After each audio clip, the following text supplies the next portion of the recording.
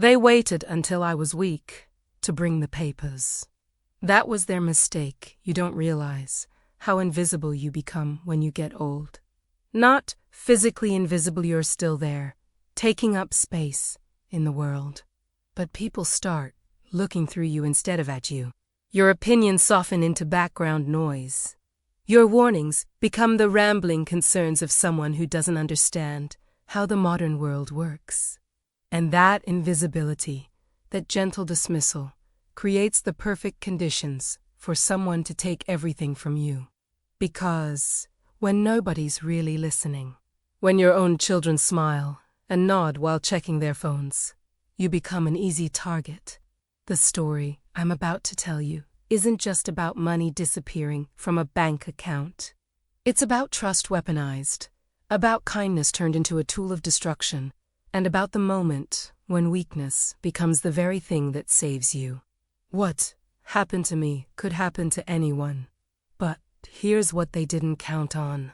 Sometimes the person everyone assumes is vulnerable has been preparing for battle their entire life. I wasn't always alone. That's important for you to understand before we go any further. Robert and I had 43 years together before the cancer took him. 43 years of building a life, raising two daughters, surviving financial storms and family crises, and all the ordinary heartbreaks that come with being human. We weren't wealthy by any stretch of the imagination, but we were careful. Robert worked as an electrical engineer, and I taught third grade for 30 years. We saved, we planned, we bought a modest 3-bedroom house in Connecticut in 1981 and paid off the mortgage in 15 years by making extra payments whenever we could squeeze them from our budget.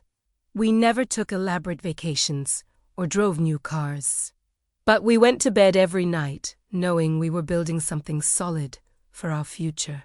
Robert died in March of 2019, pancreatic cancer, the kind that doesn't give you time to prepare or fight back with any real hope.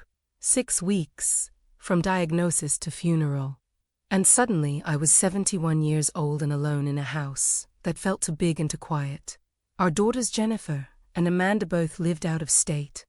Jennifer in Portland with her tech executive husband and their 2 teenage boys. Amanda in Austin, recently divorced and struggling to rebuild her career after 15 years of being a stay-at-home mom. They called regularly those first few months, checking in, making sure I was eating and sleeping and not drowning in grief. But calls become less frequent as life moves forward for everyone else. That's not a criticism. That's just reality.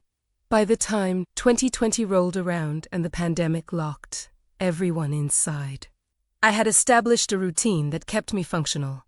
Morning walks, when my knees cooperated. Grocery shopping on Tuesday mornings, when the store was quiet. Zoom calls with a book club I joined through the library. I had approximately $470,000 in savings and investments. Robert's life insurance. The proceeds from selling his vintage motorcycle collection and the retirement accounts we'd built over decades.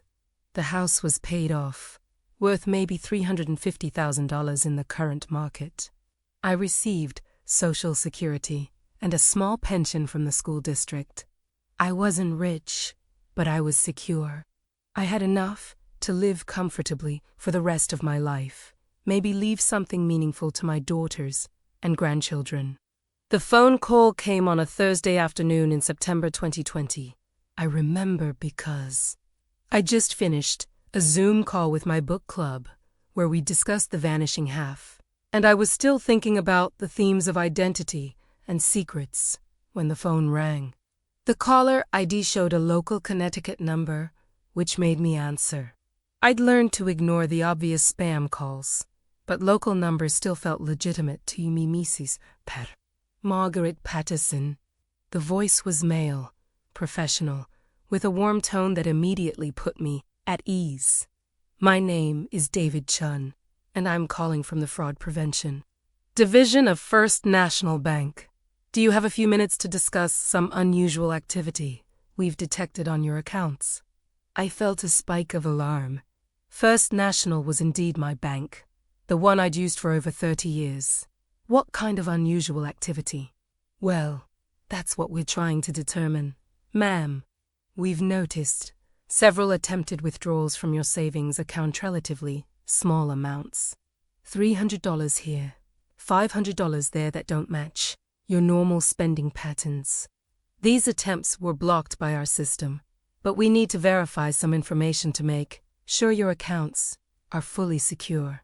I sat down at the kitchen table, my heart beating a little faster. I haven't made any withdrawals like that. I haven't even been to the bank in weeks. That's exactly what concerned us, Mrs. Patterson. His voice carried both reassurance and gravity. What appears to be happening is that someone has obtained some of your personal information, possibly from a data breach at another institution, and they're attempting to access your accounts. We've prevented them so far, but we need to take some additional steps to fully secure everything. Can you confirm your account number for me? I had my checkbook in the kitchen drawer.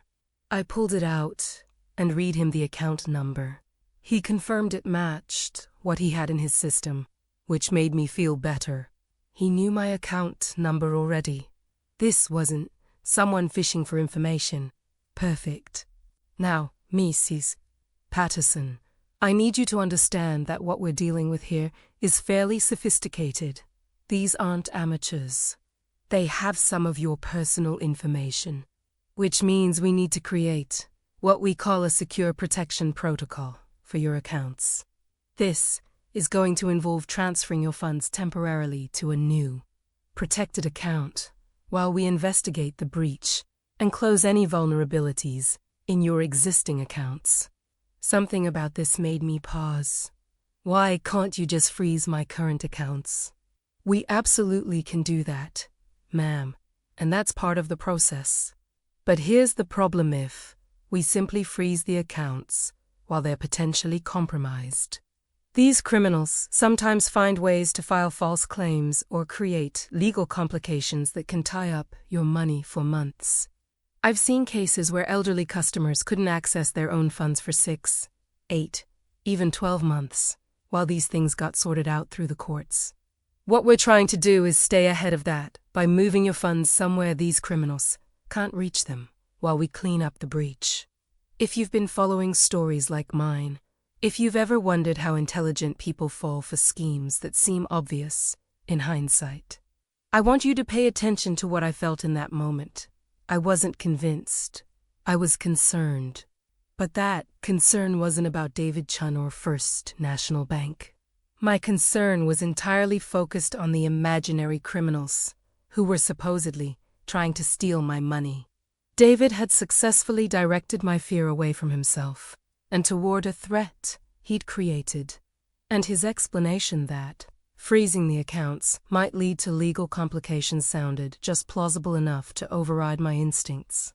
Besides, we were in the middle of a pandemic.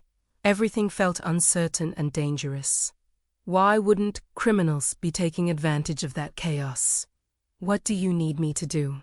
I asked. First, I need you to verify some additional information so I can access your full account profile. Can you confirm your social security number and your date of birth? I gave him both. Another mistake. Another piece of information handed over that would later be used against me. Excellent. And Mrs. Patterson, I can see here that you have several accounts with us: a checking account, a savings account, and what looks like a money market account. The total we're looking at protecting is approximately $473,000. Is that correct? Yes, that sounds right. Okay, here's what's going to happen. I'm going to initiate a transfer from your current accounts into a temporary federal security account. This is a special type of account that's used specifically for fraud protection cases. It's completely secure, completely isolated from your normal banking system, and completely invisible to anyone trying to access your funds. The transfer will take place over the next 48 hours, and during that time, your old accounts will be frozen. Once We've completed our investigation. Usually 5 to 7 business days we'll open new secure accounts for you and transfer everything back. You'll get new account numbers, new cards, and we'll set up enhanced security protocols so this can't happen again. And I won't be able to access any money during this time. You'll have limited access through me and our division. If you need funds for any reason, emergencies, bills, whatever comes up, you just call this number and ask for me directly. I'll be your account manager throughout this process. I'm going to give you my direct extension, and I want you to call me if you have any questions or concerns at all. Day or night, Mrs. Patterson, we take care of our customers. He gave me a phone number, which I wrote down on a notepad I kept by the phone. The number had the same local area code as the one he'd called from. Again, this detail made everything feel legitimate. Now, there is one more thing I need from you. And I know this is going to sound unusual, but it's crucial for the security protocol. I need you to go to your bank, Kenny First National Branch, and withdraw $8,000 in cash. This is what we call verification capital. It's a test amount that proves you're the legitimate account holder and not someone trying to commit fraud. You'll take that cash and deposit it into the federal security account using a Bitcoin ATM. This was where I should have stopped. This was the moment where every alarm bell should have been screaming. But David was already talking, already explaining before I could form my objection. I know what you're thinking, Mrs. Patterson. Why cash? Why Bitcoin? Here's the thing, these criminals we're dealing with have ways of tracking traditional banking transactions. They have people inside financial institutions, people who can see wire transfers and check deposits. Bitcoin is the only truly secure way to move money without leaving a trail they can follow. The $8,000 is small enough that it won't trigger any automatic reporting requirements, but it's large enough to serve as your verification that you're the real Margaret Patterson. Once that verification is complete, we can safely move the rest of your funds into protection. Think of it as a security deposit that proves you're you. But $8,000 is a lot of money, I said. It absolutely is. And I understand your hesitation. But consider this: you're protecting $473,000. $8,000 is less than 2% of your total assets. And you're not losing this money, Mrs. Patterson. It's going into your federal security account.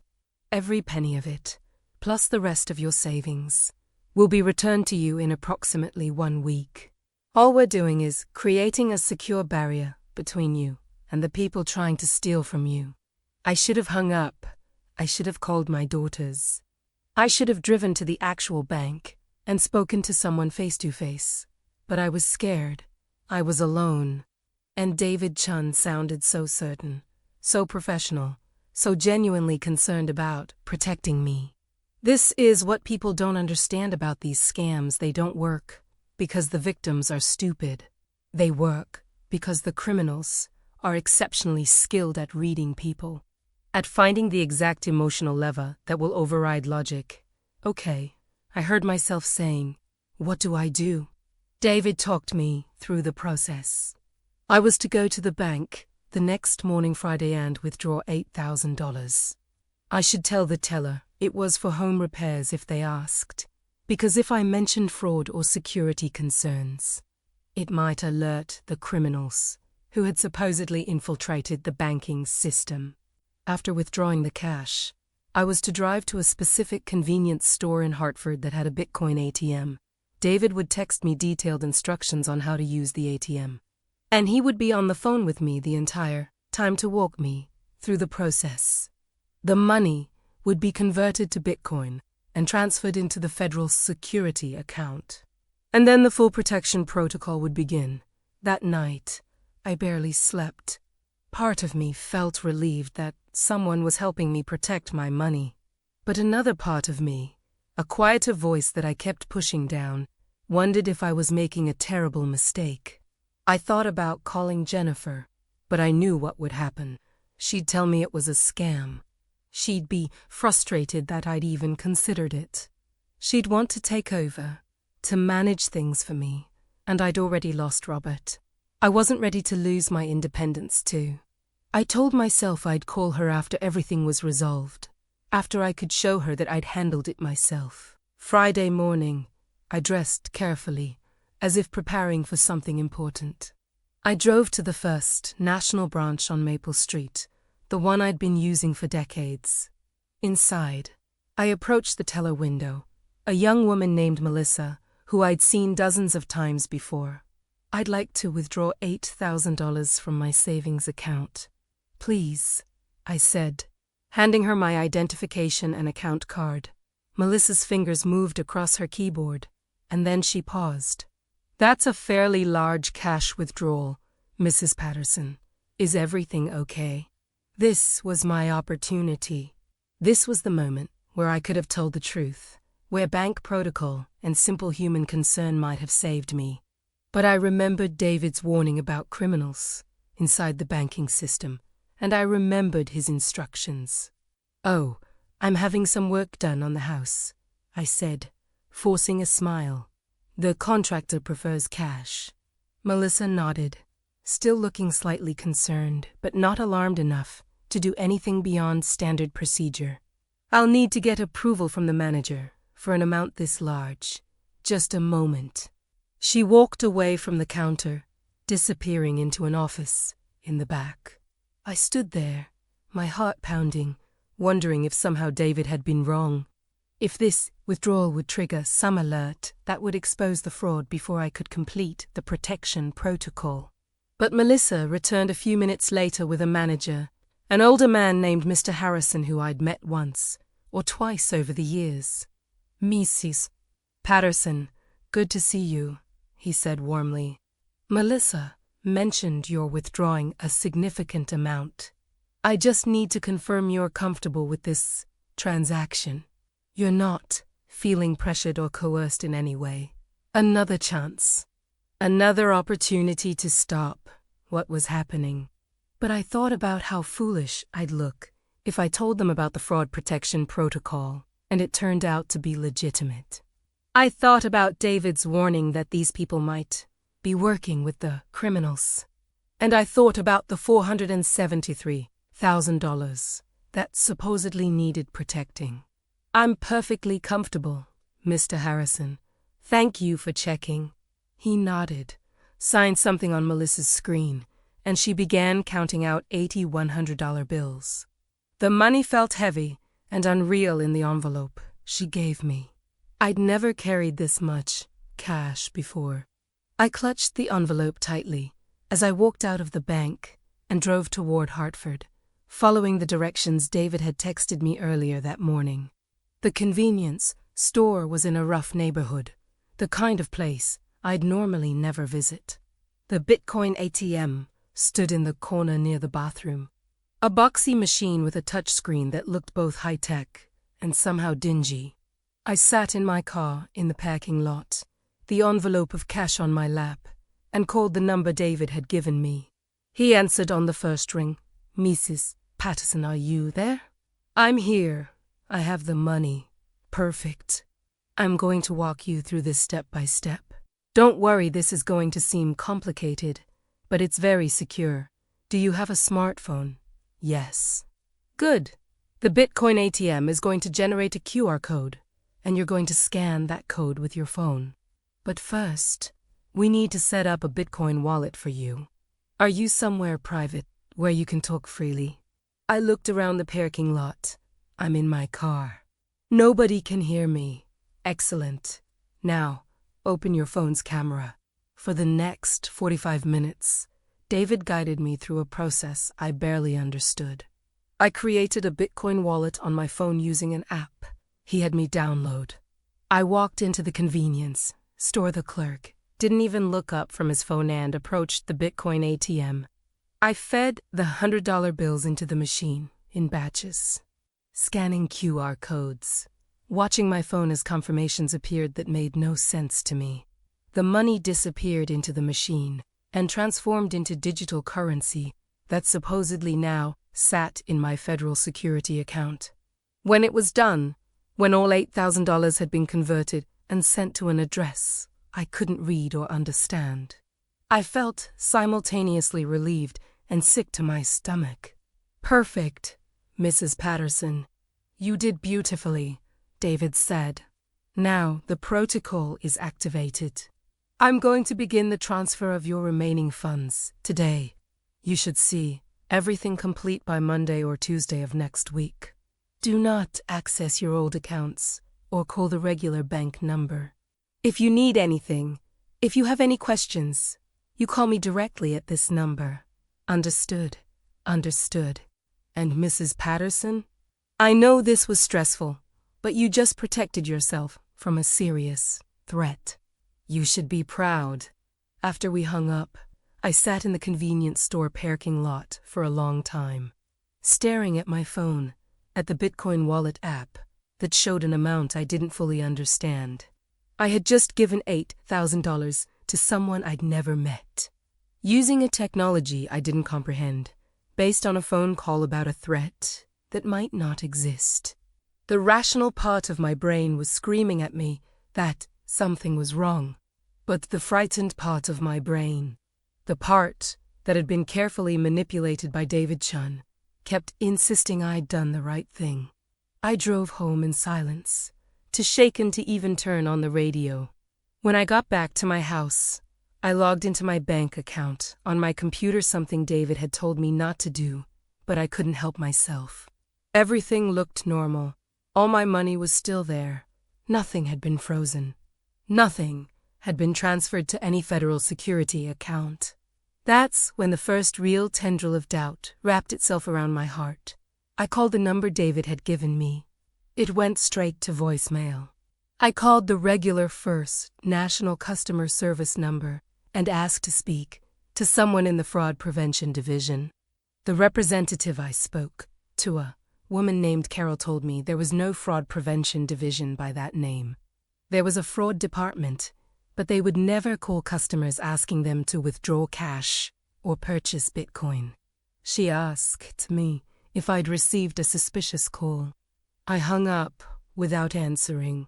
I sat at my kitchen table, the same table where Robert and I had shared thousands of meals, and I felt the walls closing in. I'd been scammed. I knew it with sudden, crushing certainty, but it was only $8,000. I still had the rest of my savings. I could survive this.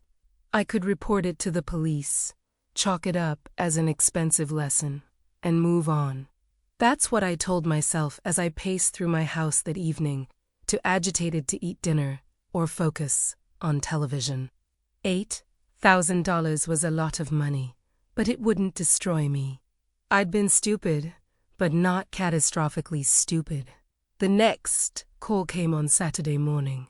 Different voice, but the same warm, professional tone. "Mrs. Patterson, this is James Rodriguez from the Federal Trade Commission. I'm calling about a fraud case that's been opened in your name. We've been tracking a sophisticated scam operation that's targeting elderly victims in Connecticut, and we have reason to believe you may have been contacted by these criminals. Did you recently receive a call from someone claiming to be from your bank?" And just like that, I fell deeper into the trap. Because James Rodriguez knew about the call. He knew details I hadn't told anyone. He must be legitimate. He must be here to help me. "Yes," I said, my voice shaking. "Yesterday, I gave them $8,000. I know, Mrs. Patterson. That's why I'm calling. We've been monitoring this operation, and we flagged your transaction. The good news is that we can potentially recover your funds. But we need to act quickly before the criminals move the Bitcoin to an offshore account. The bad news is that the process of recovery is going to require some additional steps on your part. And I need you to trust me, even though I know that's asking a lot after what you just went through." He sounded so sincere, so genuinely concerned. And he knew things. He knew about the $8,000, about the Bitcoin, about the call from David Chun. How could he know those things unless he was really from the government? What do I need to do? I asked. First, I need you to understand that what we're about to do is a federal sting operation. We're going to use you as what we call a controlled asset to help us catch these criminals and recover not just your money, but the money they've stolen from dozens of other victims. But for this to work, you can't tell anyone what we're doing. Not your family, not your friends, not your local police.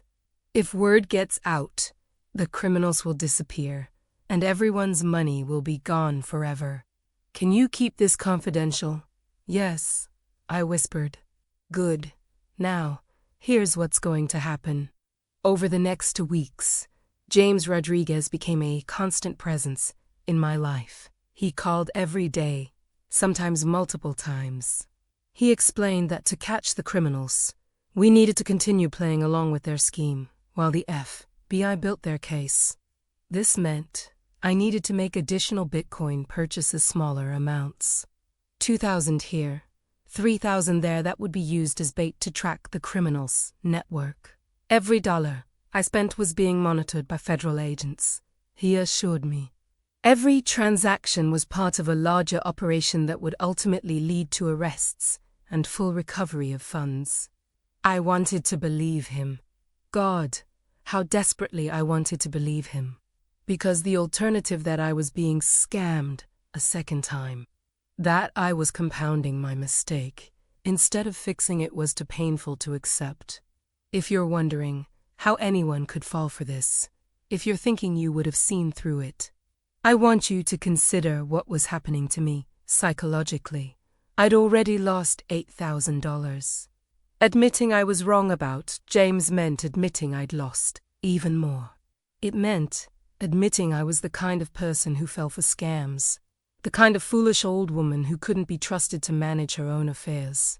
Every additional dollar I sent became an investment in maintaining the fiction that I was smart and capable, that I was working with the government to catch bad guys instead of being the victim. The bad guys had chosen because I was vulnerable. This is called the sunk cost fallacy, and it's devastatingly effective. The more you invest in a belief, the harder it becomes to abandon that belief, even when evidence mounts that you're wrong. By the end of September 2020, I had sent $37,000 in Bitcoin through various transactions. I was still telling myself everything would be fine. James was still calling, still reassuring me, still explaining that the operation was proceeding according to plan. My bank account was draining, but not catastrophically. I still had over $400,000. I could survive this. Then Jennifer called. Mom, I've been trying to reach you all week. Are you okay? I'd been avoiding her calls, afraid my voice would give something away. But I couldn't dodge her forever. I'm fine, honey. Just busy. Busy with what? Mom, you sound stressed. I'm not stressed. There's been some stuff with the bank. Nothing serious. They're updating their security systems, and it's been complicated. There was a long pause on the other end of the line. What kind of stuff with the bank? I should have told her everything right then. I should have confessed and accepted whatever judgment and frustration she felt, but I couldn't. I'd come too far down this road to turn back now. Just routine stuff. Jennifer, don't worry about it. Another pause. Longer this time. Mom, have you been getting strange phone calls? Has anyone contacted you asking for money or personal information? My heart started pounding. Why would you ask that? Because Amanda got a weird call last week from someone claiming there was a warrant out for her arrest for tax fraud. It was a scam, obviously. She hung up on them. But it made me think about you, living alone, and I just want to make sure nobody's trying to take advantage of you. This was my moment. My daughter was handing me an escape route, giving me permission to admit what was happening without even knowing she was doing it. But instead of grabbing that lifeline, I pushed it away. Nobody's taking advantage of me, Jennifer. I'm perfectly capable of managing my own affairs. I heard the hurt in her voice when she responded. I never said you weren't. Mom, I'm just worried about you. Well, don't be. I'm fine. We ended the call shortly after that, both of us feeling bruised and distant. I sat in my kitchen, the afternoon light slanting through the windows, and I felt more alone than I had since Robert died. But I still didn't stop.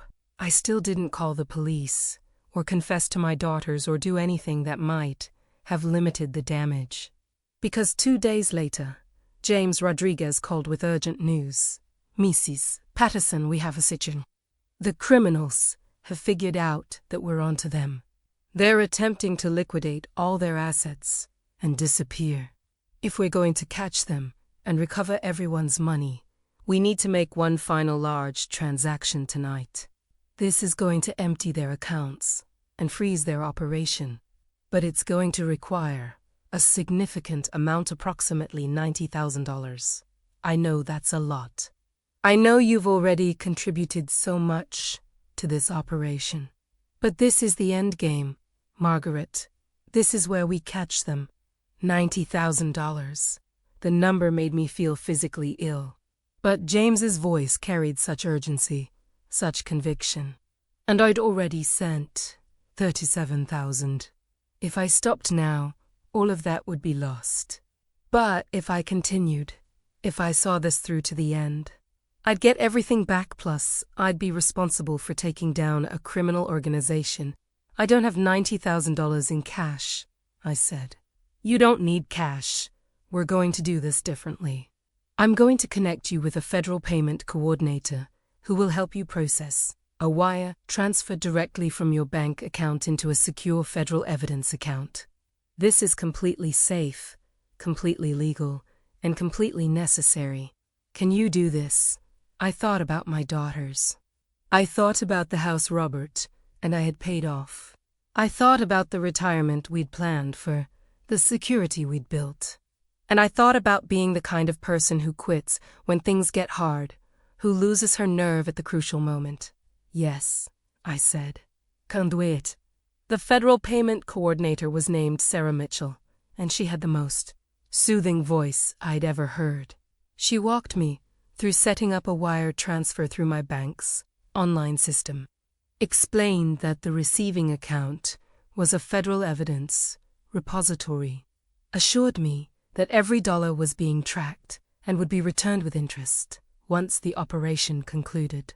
I followed her instructions, clicking buttons on my computer, transferring money from my savings account to a routing number and account number she provided.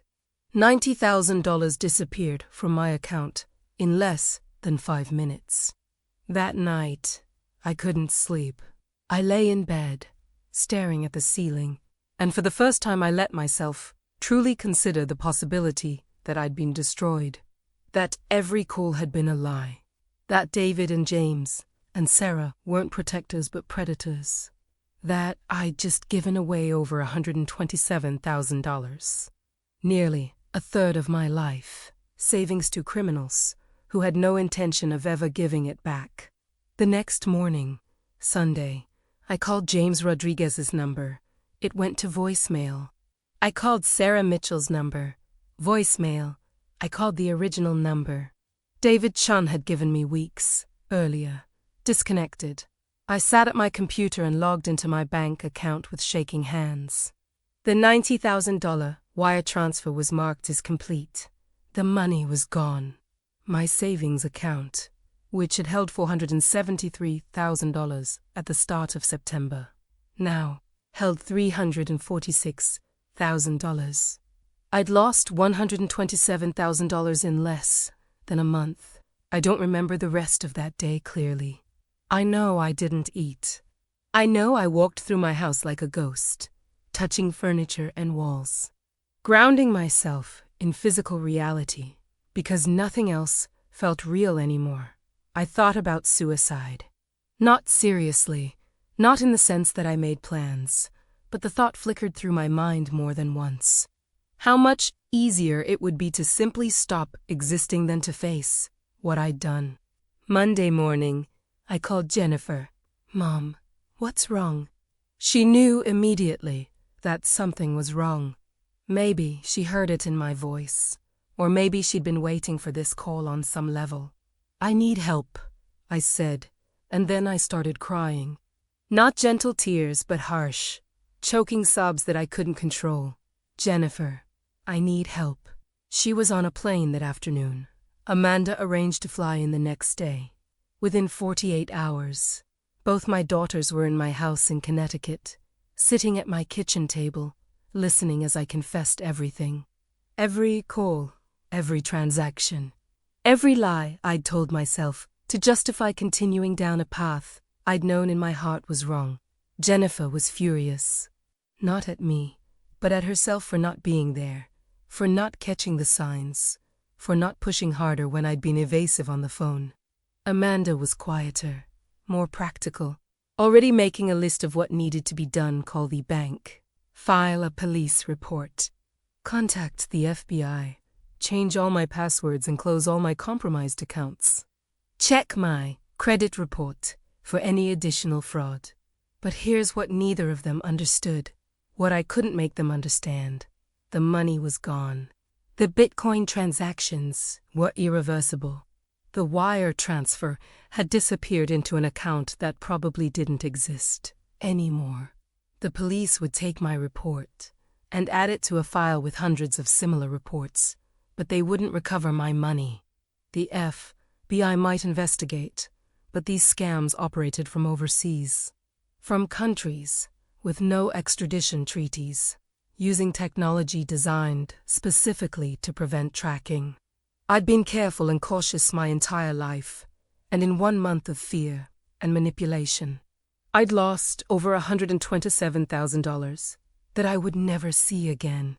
That's where I was on a cold Wednesday afternoon in October 2020, sitting in a police station in Connecticut, giving my statement to a detective who was kind but realistic about my chances of recovery. That's where I thought my story ended, as a cautionary tale about a widow who wasn't as smart as she thought she was, who let criminals convince her to hand over her life savings. But then the detective asked me a question that changed everything. "Mrs. Patterson, did any of these callers ever mention anything about your house? About property, or deeds, or any kind of real estate transaction?" I frowned, thinking back through weeks of phone calls. "No." "Why?" He glanced at his computer screen, then back at me. "Because according to what you've told me, you gave them access to a lot of your personal information: social security number, date of birth, bank account numbers. That's exactly the kind of information someone would need to attempt identity theft or property fraud. I want you to go home and check your mail very carefully. Look for any official-looking documents, anything from the county clerk's office, or any legal correspondence. If someone has your information, stealing your money might not be the only thing they're planning." I felt something cold settle in my stomach. What kind of property fraud? The kind where they forge your signature on a deed transfer or take out a mortgage against your house without your knowledge. It's becoming more common, especially targeting elderly homeowners. The house is paid off, right? Yes, then you're a perfect target.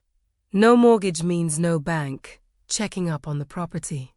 You live alone, so there's nobody to notice if paperwork shows up. And if they've been scamming you for this long, they might see your house as the next payday. He leaned forward, his expression serious. "Mrs. Patterson, I want you to go home and look through every piece of mail you've received in the last month. Anything you don't recognize, anything that looks even slightly official. I want you to bring it to me immediately." Jennifer drove me home from the police station. Amanda was at the house, working on her laptop, trying to coordinate with the FBI's Internet Crime Complaints Center. When we walked in, She looked up from a pile of mail she'd been sorting through, weeks of correspondence I'd been too distracted to deal with properly. "Mom," she said slowly, holding up a large envelope. "Did you know there's a letter here from the County Land Records Office?" I took the envelope from her with trembling hands. It was addressed to me, marked as official correspondence, from the town of Hartford County Clerk. Inside was a notification letter dated 3 weeks earlier, right around the time I'd sent the $90,000 wire transfer. The letter informed me that a deed transfer request had been filed for my property at 247 Maple Street. The transfer was being processed and would be finalized within 30 days unless I contacted the office to dispute it. If I had not authorized this transfer, I should contact them immediately with documentation proving my identity and ownership. They weren't just stealing my money. They were trying to steal my house. If you've found yourself caught up in this story, if you're wondering what happened next or something like this could happen to you, do me a favor, hit that subscribe button. Because what happened after I found that letter, what I discovered about the people who tried to take everything from me, and how I fought back, you're not going to want to miss it. This isn't just about me anymore. This is about protecting yourself and the people you love. I stood in my kitchen, holding that letter, and something shifted inside me. For weeks, I'd been a victim, passively watching as criminals dismantled my life piece by piece.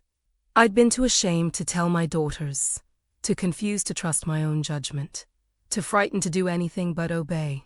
But this letter, this attempt to steal the house Robert and I had built together, the house where I'd raised my children, the last physical connection I had to the life we'd created, this was different. This was where fear transformed into rage. "We need to call the county clerk's office right now," Jennifer said, already pulling out her phone. But I held up my hand, stopping her, because I was thinking about what the detective had said, about information these criminals had, about how sophisticated these scams were. And I was thinking about a detail from one of my conversations with James Rodriguez, something he'd mentioned that hadn't meant anything to me at the time. "Wait," I said. "James told me they were monitoring my accounts, tracking the criminals' network. He said they knew exactly where the money was going. What if that was true? What if there's a way to track this?" Amanda looked at me, her expression equal parts hope and concern. "Mom, James wasn't real. Nothing he told you is true. But the deed transfer is real. Someone filed real paperwork with real government offices. That means there's a trail, there's documentation, there's evidence." I picked up my phone, scrolling through my call history. Every person who called me used phone numbers I can trace. Every transaction I made went somewhere. And this letter, I held it up. This letter has whoever filed it making a mistake, because they did it too soon. They filed the paperwork before they knew I'd figured out I'd been scammed. Which means they don't know I know. Which means I trailed off, an idea forming that was equal parts desperate and dangerous. "Which means what, Mom?" Jennifer asked. I looked at my daughters, at these 2 women I'd raised to be strong and independent and careful. I looked at the house around me, at the life I still had left to protect, and I made a decision. Which means they're probably going to call again. They're going to need me to sign something, or notarize something, or do some final step to complete the deed transfer. And when they call, I'm going to be ready. "Mom, no." Amanda stood up, shaking her head. "Absolutely not. You're not engaging with these people anymore. We're calling the authorities and letting them handle it." "The authorities already told us they probably can't help," I said. The detective was nice, but realistic. "They'll investigate, but they won't recover my money, and they might not stop the deed transfer in time. But if I can record the calls, if I can get them to say something incriminating, if I can figure out who they really are, or where they're really operating from. That's crazy, Jennifer said. These people are dangerous. They've already stolen over $100,000 from you. You think they're going to just confess because you asked them nicely? No, I said quietly. I think they're going to try to steal my house. And I think that, when they do, they're going to make a mistake. Because they think I'm a confused old woman who doesn't understand what's happening. They think I'm easy. And that's their mistake. I saw my daughters exchange glances, having one of those silent conversations that only siblings can have. Finally, Jennifer sighed. Okay, but we do this carefully. We document everything. And the second it feels dangerous, we stop and hand it over to the authorities. Agreed. The next call came 2 days later. I was ready for it this time, had my phone set to record, had a notebook open in front of me, had Jennifer and Amanda sitting at the kitchen table with their own phones ready to take notes. When the screen lit up with an unknown local number, I felt my heart rate spike, but my hand was steady when I answered. Hello, Mrs. Patterson, this is David Chun from First National Bank. How are you today?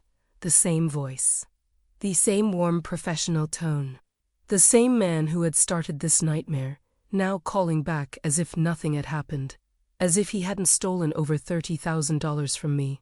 I wanted to scream at him, to unleash all my rage and fear and shame.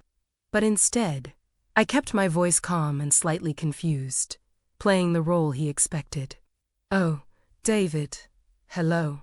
I've been waiting to hear from you. About the fraud protection protocol. There was a brief pause, and I could almost hear him recalibrating, adjusting his approach. Yes, of course. I apologize for the delay in getting back to you. We ran into some complications with the federal security account, but everything is sorted out now.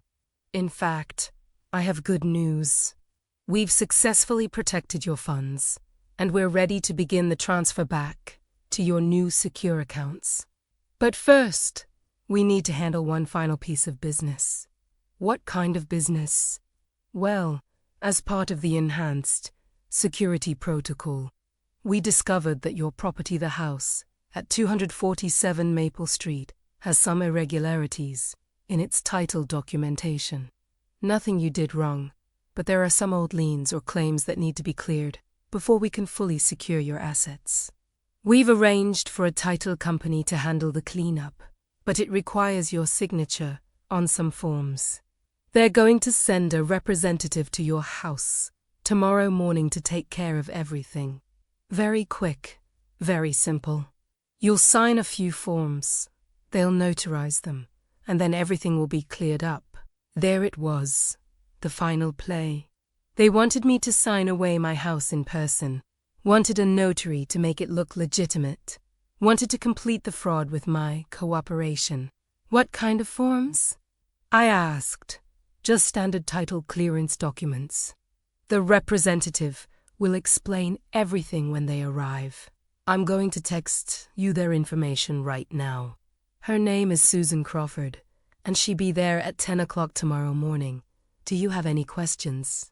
I had 1,000 questions, but I asked the one that mattered most. And after I sign these forms, I'll get my money back. All of it? Every penny, Mrs. Patterson, plus the protection of knowing your assets are fully secure going forward.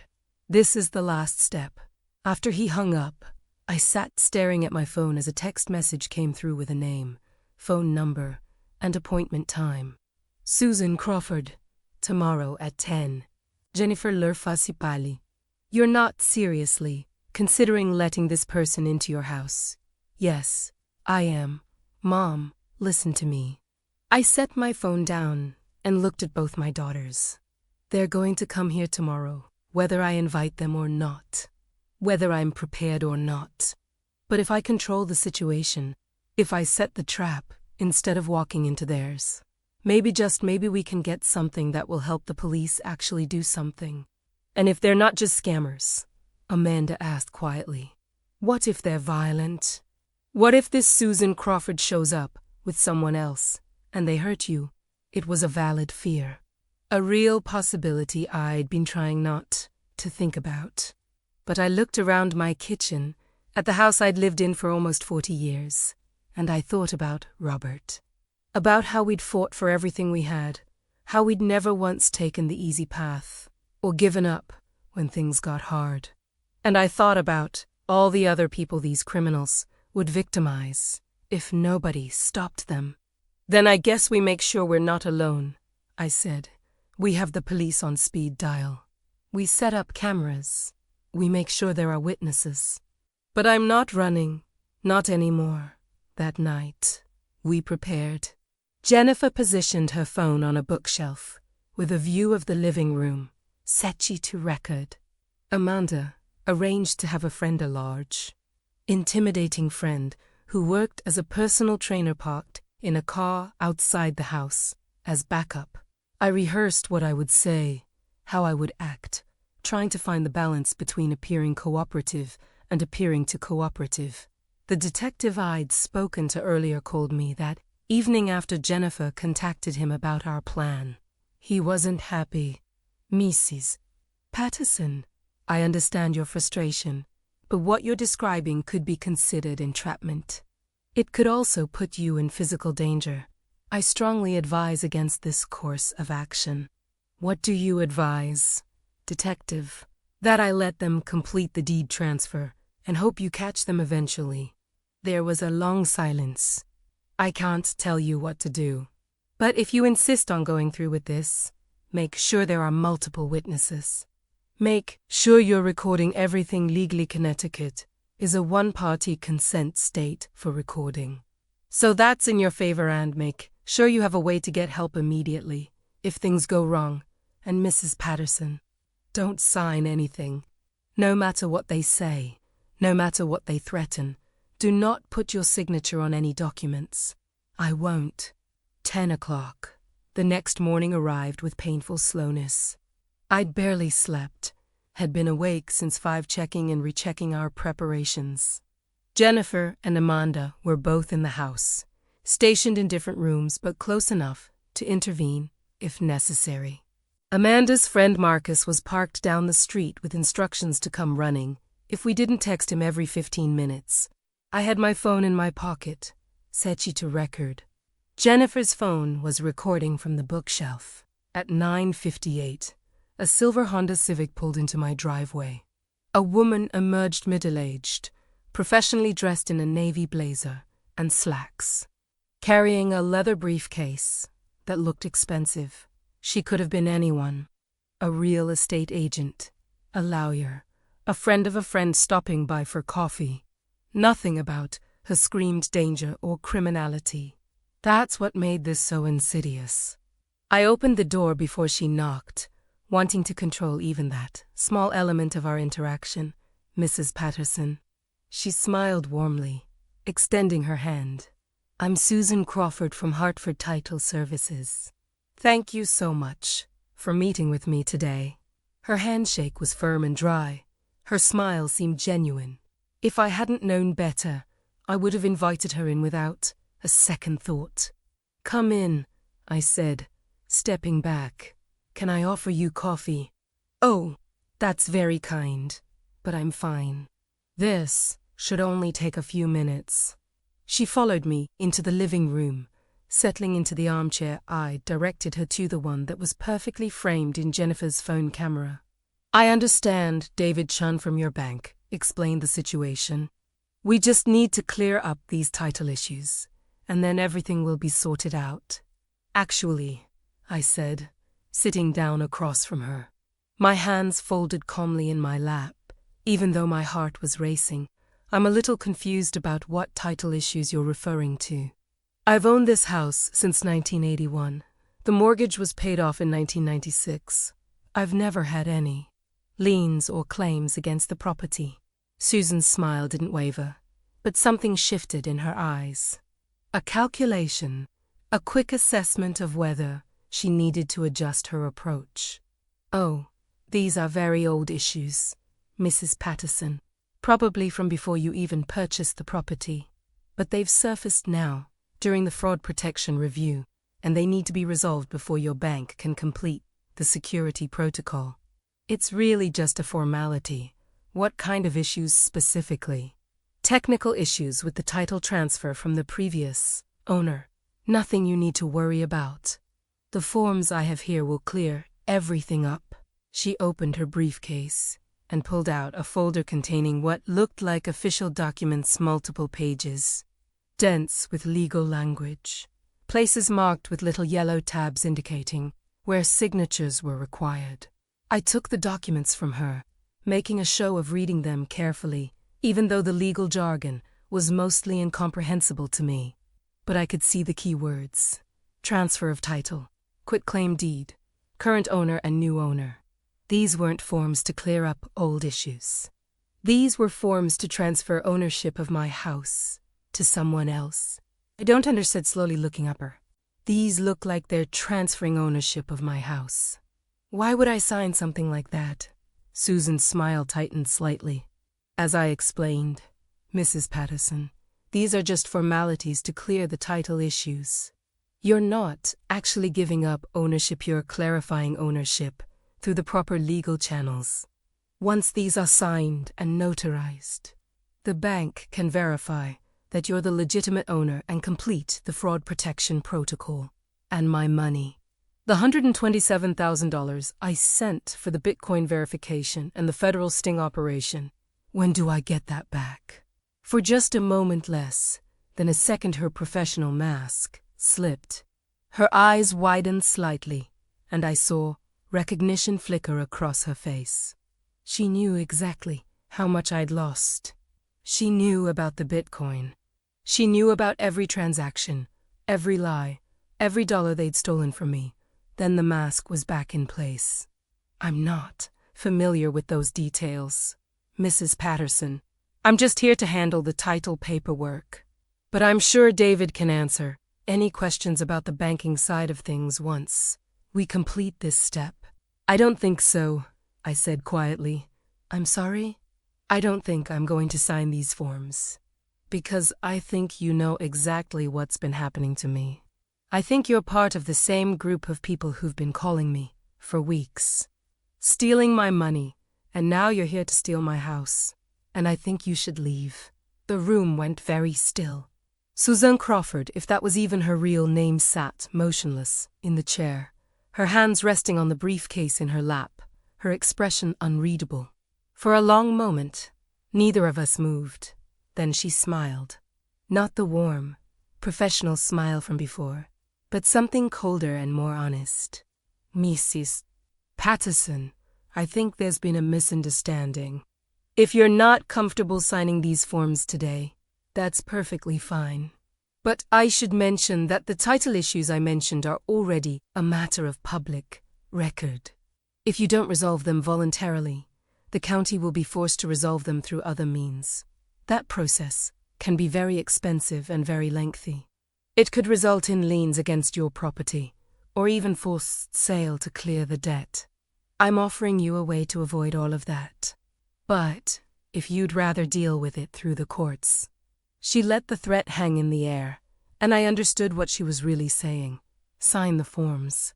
Or we'll find another way to take your house. We have your personal information. We have access to systems and processes you don't understand. We can make your life a nightmare if you don't cooperate. But they'd made one critical error. They'd waited until I was weak, until I'd been battered down by weeks of fear and manipulation, to bring the papers. They thought I'd be too broken to fight back. They thought I'd sign anything to make the nightmare end. That was their mistake. Because I wasn't weak anymore. I was angry. And I'd spent the last 2 days preparing for exactly this moment. I think you should leave now, I said again, my voice steady. And I think you should know that this entire conversation has been recorded. Every word you've said, every form you've tried to get me to sign, every threat you've just made, it's all on video. So you can walk out of here right now, or I can call the police and have you arrested for attempted fraud. Your choice. Susan Crawford's face went completely blank. Not shocked, Not panicked, just carefully, professionally blank. She'd done this before. She'd been caught before. And she knew exactly how to calculate her next move. She stood up, smoothly, gathering the unsigned forms back into her briefcase. "You're making a mistake, Mrs. Patterson, but that's your choice." She walked toward the door, then paused and looked back at me. "You think recording this conversation makes you safe. You think you've won. We have your social security number. We have your bank information. We know everything about you. And there are more of us than you could possibly imagine. You've just made things much, much harder for yourself." Then she was gone, walking down my driveway to her silver Honda, pulling away without rushing, without any sign of fear or concern. The moment her car disappeared from view, I collapsed into the chair, my entire body shaking with adrenaline and fear. Jennifer and Amanda rushed into the room. Amanda, already on the phone with the detective. Jennifer checking the recording to make sure it had captured everything. "Mom, that was insane," Jennifer said, her voice shaking. "She basically threatened you." "I know." I looked down at my hands, still trembling, but we got it. We got her on camera, making threats, trying to get me to sign fraudulent documents. "That's her evidence." The detective arrived 20 minutes later with 2 uniformed officers. We showed them the recording, handed over the business card Susan Crawford had left, gave them every piece of information we had about the scam. They were impressed, but realistic. "This is good, Mrs. Patterson. This is really good. But I want you to understand the woman who came to your house is almost certainly using a fake name and a fake identity. The car is probably rented or stolen. The business card won't lead anywhere. These operations are designed to be impossible to trace. So what do?" I asked. "How do I protect my house? We're going to file this with the FBI, and we're going to flag your property with the county clerk's office so no transfer can go through without verification." "But Mrs. Patterson," double quotes, he paused, choosing his words carefully. "You need to understand that these people meant what they said. They have your information, and they're not going to stop trying. You've become a problem for them, and people like this don't react well to problems. I'm recommending you consider staying somewhere else for a few weeks while we investigate. Maybe with one of your daughters, somewhere these people can't find you easily." I looked around my living room, at the home Robert and I had built together, and I felt tears prick my eyes. They've already taken so much from me. Now they get to take my home too. Even if it's just temporarily. It's not fair, the detective agreed, but it's safe. And right now, safety is what matters most. That night, I packed a suitcase and drove with Jennifer to the hotel where she was staying. Amanda came with us, unwilling to let me out of her sight. We sat in the hotel room, a generic space that could have been anywhere, and I felt the full weight of what had happened settle over me. I'd lost $127,000. I'd nearly lost my house. I'd been manipulated, terrorized, and threatened. And despite the recording, despite the police report, despite everything we'd done, the people who'd done this to me were still out there, still calling other victims, still stealing, still winning. "I'm sorry," I said to my daughters, my voice breaking. "I'm so sorry I let this happen." Jennifer put her arms around me, and Amanda joined her, and we sat there in that anonymous hotel room, the 3 of us together, holding on to each other because it was all we had left. But even as I cried, even as I felt the shame and grief wash over me, a part of my mind was still working, still thinking, still analyzing every detail of what Susan Crawford had said. She'd made a threat, but she'd also made a mistake. She'd said, "We have your social security number. We have your bank information. We know everything about you. Not I have, not I know. We, U.S., she'd referred to the criminal organization in the present tense, as if they were still actively operating. Still coordinating, still communicating, which meant there was a network, a structure, a way they communicated with each other, shared information about victims, coordinated their scams. And if there was a network, there was a way to find them. I didn't say any of this to Jennifer or Amanda that night. They'd already been through enough, and they needed to believe this was over.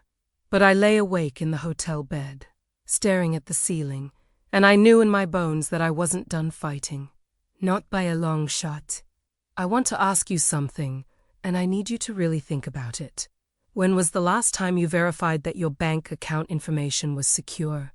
When was the last time you checked the public records for your property to make sure nobody had filed fraudulent paperwork? When was the last time you had an honest conversation with your elderly parents or grandparents about scams and how to recognize them? I'm asking because what happened to me is happening to thousands of people every single day. And the thing that kept me going, the thing that made me fight back, even when I wanted to give up, was knowing that if I could stop these people, if I could help protect even one other person from going through what I went through, then maybe all of this pain would mean something. So do me a favor de coming below. Tell me if you've ever experienced something like this, or if someone you know has been targeted.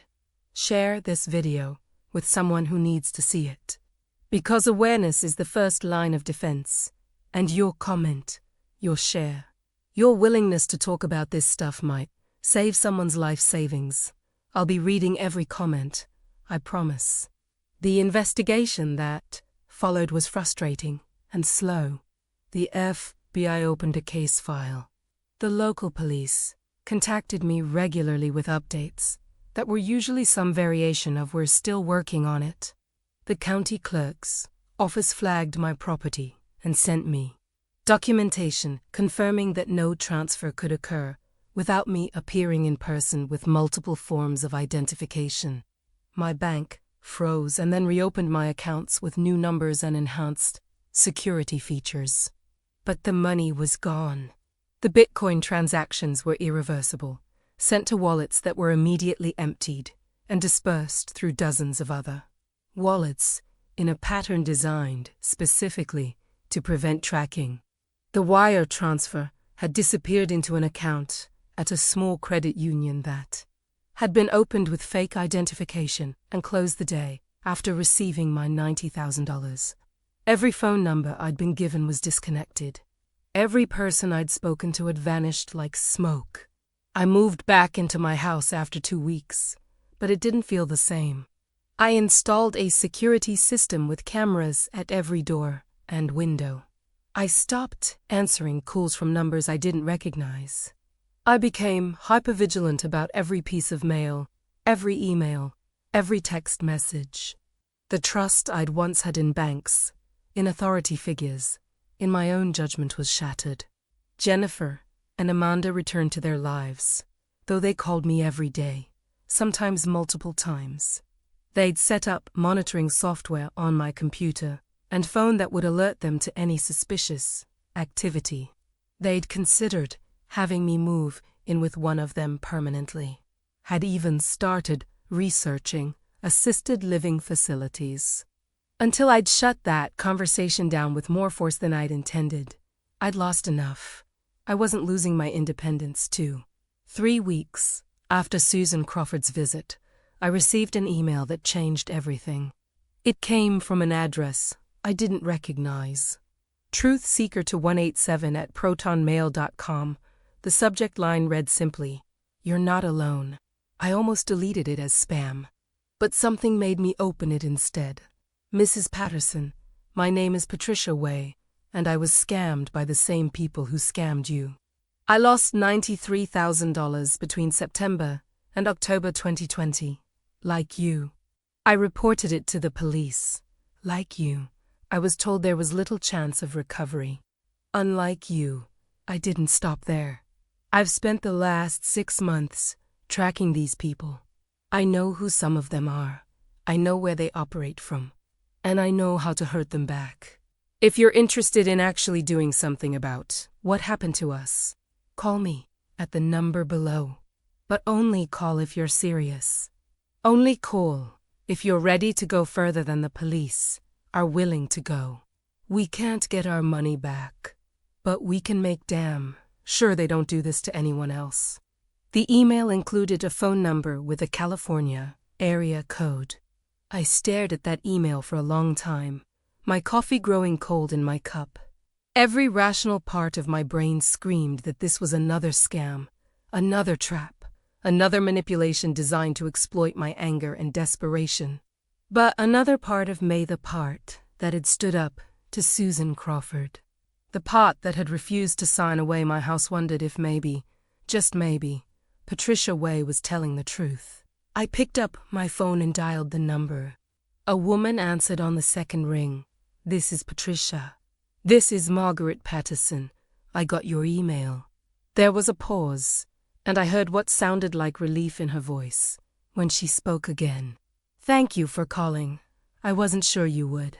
Can we talk securely? Are you somewhere private? I'm alone in my house." "Good. What I'm about to tell you might sound crazy, but I need you to hear me out. And then you can decide if you want to be part of this or not." I'm listening. And for the next hour, Patricia Way told me a story that was both horrifying and strangely hopeful. She'd been scammed, almost identically to how I'd been scammed phone calls claiming fraud. Bitcoin transfers, fake government agents, the works. But Patricia was a former software engineer, recently retired from Silicon Valley, and she had skills that I didn't have. She'd started tracking the Bitcoin transactions, using blockchain analysis tools to follow the money through its various wallets and exchanges. She'd infiltrated online forums where scammers shared tips and strategies. She'd connected with other victims through FBI case files that had become public record. And she'd discovered something that the FBI either didn't know or didn't have resources to pursue. Many of these scam operations were run by relatively small groups, often families or close associates, operating from specific locations. They weren't untouchable. They weren't invisible. They were just very, very good at hiding. Patricia Sage. 17 people who lost significant amounts anywhere from $50,000 to over $300,000 to this same operation between July and December 2020, and I've traced multiple Bitcoin wallets back to a single exchange that's based in Eastern Europe but has connections to accounts in the United States, specifically in Connecticut. My breath caught. Connecticut. Yes, which is why I contacted you. Because you're the only victim I found who actually got one of them to come to your house. You're the only one who has a face, a physical description, a recording. Margaret, you have evidence that could actually lead somewhere. But the FBI won't prioritize it because there are thousands of cases like yours, and they don't have the resources to chase them all. That's where people like us come in. People like us. Victims who refuse to stay victims. Look, I'm not talking about vigilante justice or doing anything illegal, but I am talking about doing our own investigation, gathering our own evidence, and finding a way to either force law enforcement to act or expose these people publicly in a way that makes it impossible for them to keep operating. Are you interested? I should have said no. I should have thanked Patricia for the call, hung up, and continued with my life. I should have focused on healing and moving forward instead of dwelling on revenge or justice, or whatever you want to call the dark feeling that had been growing in my chest since the day I found that deed transfer letter. But I didn't say no. Instead, I said, "What do you need from me?" Patricia Way flew to Connecticut 3 days later. I picked her up at Bradley International Airport on a gray November morning, and the first thing that struck me about her was how ordinary she looked. I'd been expecting someone intense. Maybe a little unhinged. The kind of person who spends months obsessively tracking criminals has to be at least slightly unstable, right? But Patricia was a small, neat woman in her mid-60s. wearing sensible shoes and a practical rain jacket, carrying a laptop bag and a wheelie suitcase like any other traveler. She could have been anyone's grandmother picking up groceries or meeting friends for lunch. We didn't talk much during the drive back to my house. She seemed tired, and I was nervous about what I'd gotten myself into. But once we were settled at my kitchen table with coffee between us, Patricia opened her laptop and showed me a world I'd never imagined existed. "This is blockchain analysis," she said, pulling up what looked like a spiderweb of connections, dots, and lines spreading across her screen in patterns that made my head hurt. "Every Bitcoin transaction leaves a permanent record on the blockchain. You can't erase it. You can't hide it. What you can do is make it extremely difficult to follow by breaking up the money and moving it through hundreds of different wallets. That's what they did with your money, and mine and everyone else's. But difficult isn't the same as impossible." She clicked through screens, showing me how she'd traced transactions backward from the wallets she knew had received victim funds. Most of them dead-ended at exchanges in countries with no cooperation agreements with U.S. law enforcement. But a few had eventually moved money to wallets that were connected to accounts at legitimate U.S.-based cryptocurrency exchanges. And those exchanges were required by law to verify the identity of their users. I filed Freedom of Information requests with the FBI for any information related to my case, Patricia explained. Most of it was redacted, but I got enough to identify some of the wallet addresses they were investigating. Then I cross-referenced those with public blockchain data and found patterns. 3 specific wallets that received funds from multiple victims. All eventually moved money to the same exchange based in Miami that does business throughout the U.S. "Can you find out who owns those wallets?" I asked. "Not directly. The exchange won't give me that information. Privacy laws protect it. But here's the thing, Margaret. You have something I don't have. You have a face.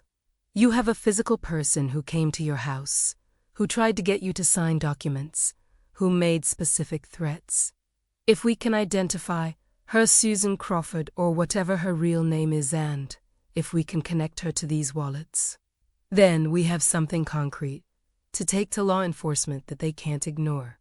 Over the next week, Patricia effectively moved into my house. Jennifer and Amanda weren't thrilled about this arrangement. They thought he was getting involved in something dangerous and potentially illegal. But I explained that Patricia wasn't asking me to do anything wrong. We were just gathering information, connecting dots that the authorities were too overwhelmed to connect themselves. Eventually, they reluctantly agreed to let me proceed, though Jennifer made me promise to keep them updated daily. Patricia taught me more about cryptocurrency and blockchain analysis than I ever thought I'd need to know. She showed me how scammers used something called mixing services to obscure the trail of money, how they relied on foreign exchanges with weak identity verification, how they moved funds in patterns designed to look like legitimate trading activity. But she also showed me their mistakes, the places where they'd gotten lazy or careless, where they'd reused addresses or moved money to directly from victim to beneficiary. And then she showed me the photo. Found this on a forum where scammers share successful tactics. Patricia sighed, pulling up an image on her laptop. It's from a training document, if you can believe that. These operations actually create training materials to teach new scammers how to manipulate victims. This particular document is about deed harvesting. That's what they call it when they steal someone's house. And look at this section here. She zoomed in on a portion of the document that showed example scripts and approaches for the in-person meeting where victims would be convinced to sign over their property.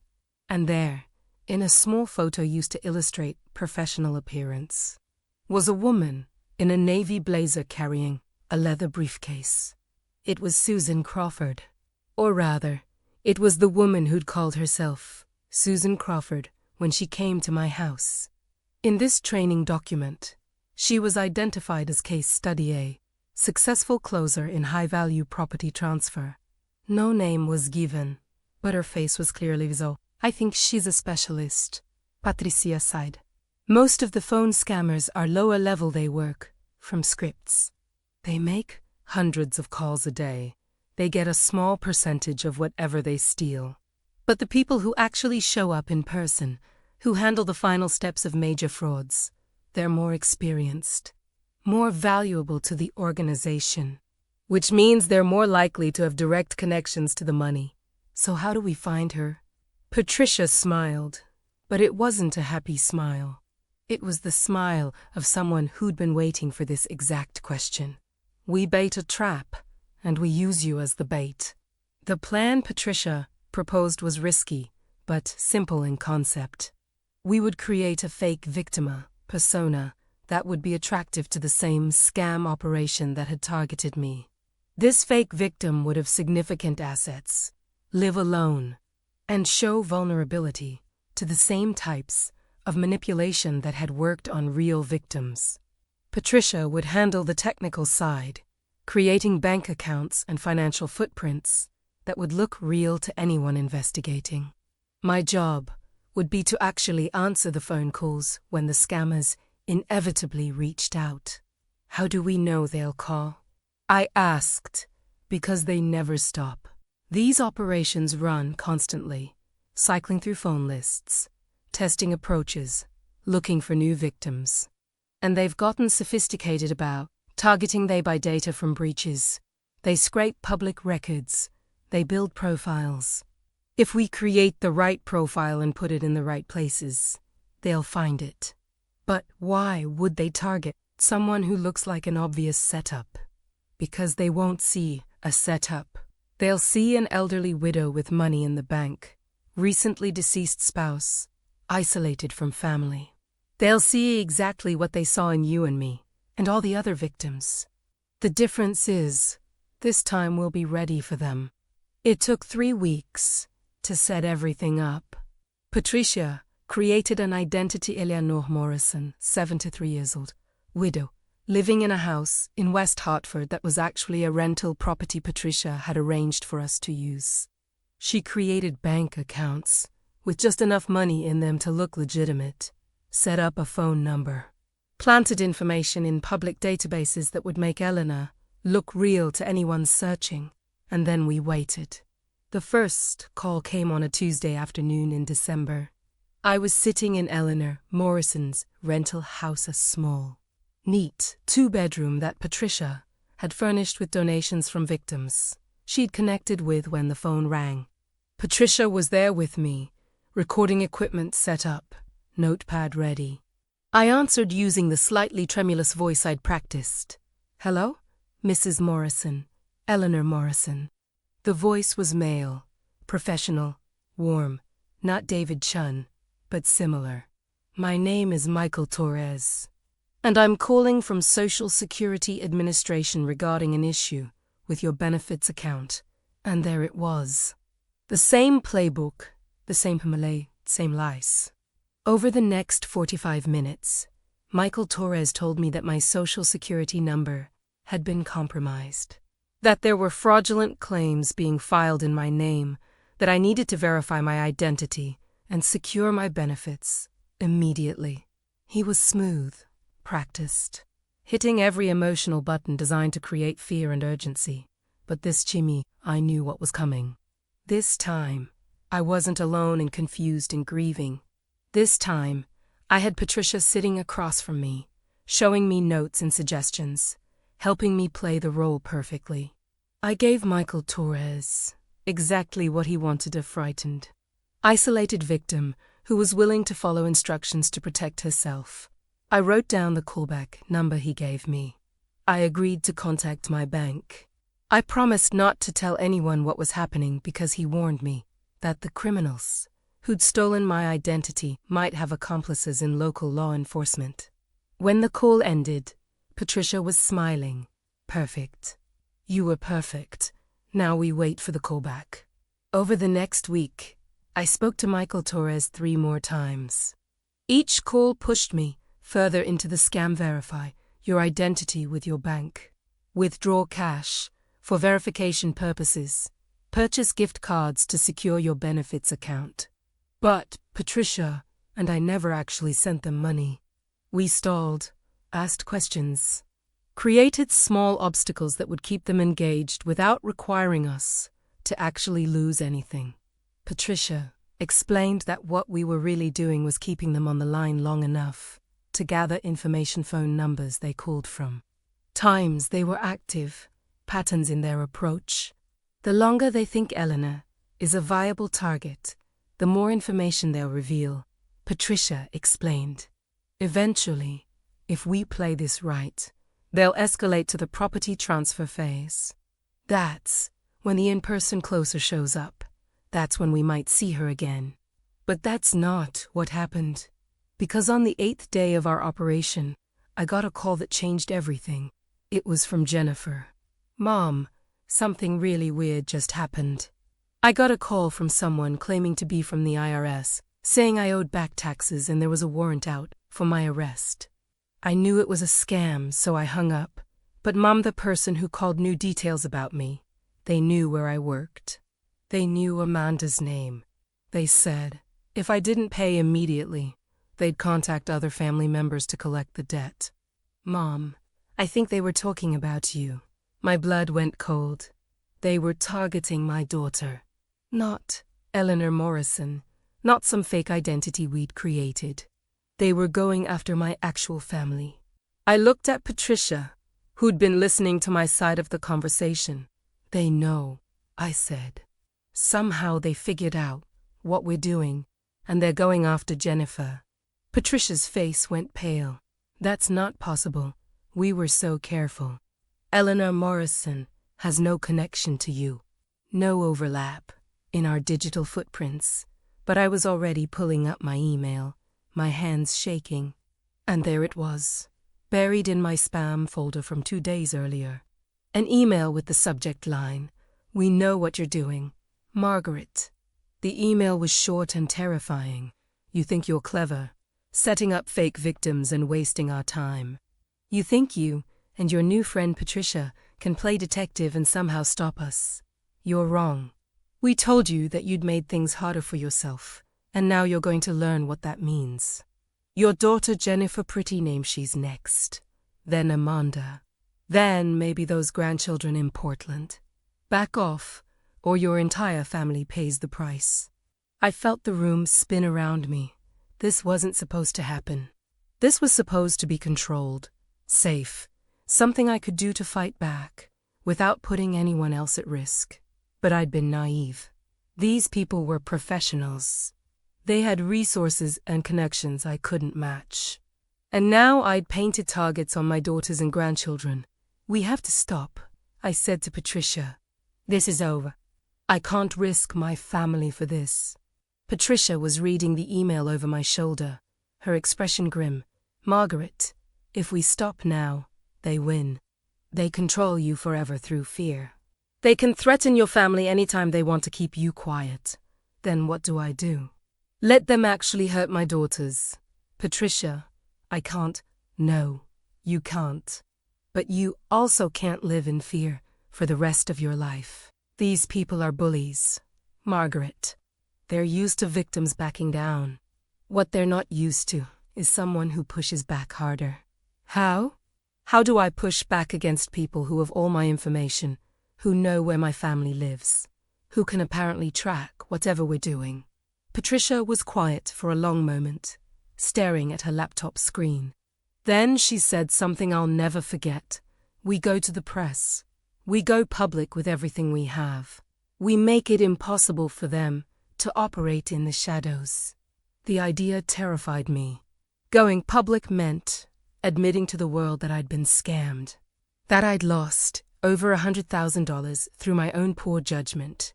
It meant my story being out there for everyone to see, friends, former colleagues, people from my church. The shame I'd been carrying privately would become public shame.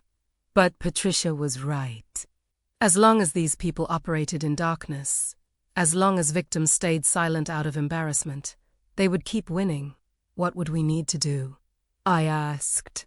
Over the next 3 days, Patricia and I compiled everything. Every recording of every phone call. The video of Susan Crawford trying to get me to sign fraudulent documents. Screenshots of the blockchain analysis showing where some of the money went. Testimonials from other victims Patricia had connected with who were willing to share their stories. The threatening email they'd sent me. Everything that could help expose the operation and put pressure on law enforcement to take action. Patricia had a contact at a major news networker producer she'd worked with on a previous cybersecurity story years ago when she was still in the tech industry. She reached out to him with our documentation, and within 24 hours, we had a meeting scheduled with an investigative journalism team. But before we could go through with it, I needed to do something harder than facing cameras and reporters. I needed to tell my daughters the whole truth. I called a video conference with Jennifer and Amanda, and I laid it all out. The scam, the money I'd lost, the investigation Patricia and I had been conducting, and the threats that had now extended to them. I expected anger, fear, maybe demands that I stop immediately. What I got instead surprised me. "Mom," Jennifer said quietly, her face on the screen serious and determined. "We already knew most of this. We've been tracking your bank accounts since this started. We saw the suspicious activity. We hired a private investigator to look into what you and Patricia were doing. We were trying to protect you without taking away your autonomy. You ... You knew. Not everything," Amanda added. "We didn't know about the threats until Jennifer got that call. But Mom, we're not fragile. We're not going to let these people intimidate us.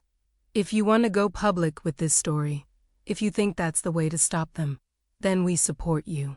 And we'll be right there with you when you do it." I started crying. Not sad tears, but something more complicated: relief, gratitude, love for these 2 women who I'd raised and who were now raising me up in my moment of weakness. "I'm so sorry I put you in danger." "You didn't," Jennifer said firmly. "They did. And now we're going to make sure they pay for it." The news segment aired 3 weeks later. It was a 12-minute investigative piece on the evening news, prime time, reaching millions of viewers. They showed my interviewee sitting in my living room, the same room where Susan Crawford had tried to steal my house, telling my story. They showed portions of the recording where she made threats. They showed Patricia's blockchain analysis, demonstrating where victim money went.